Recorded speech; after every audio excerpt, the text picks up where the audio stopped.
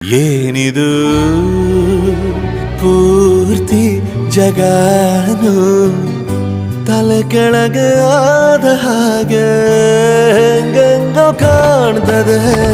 ಏನು ಇದೇನು ಸ್ವರ್ಗಾನೆ ನನ್ನ ನೋಡಿ ಕೈ ಬೀಸಿದಂತಿದೆ.